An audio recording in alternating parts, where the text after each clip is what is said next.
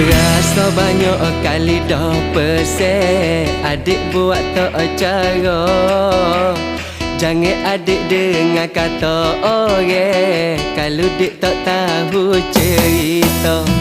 Kadang-kadang dek serabut mikir, nyo mari sakit kepala. Lama-lama dek moduk takir, tak leok dah pun kita. Dah ginilah dek, kalau tak percaya abang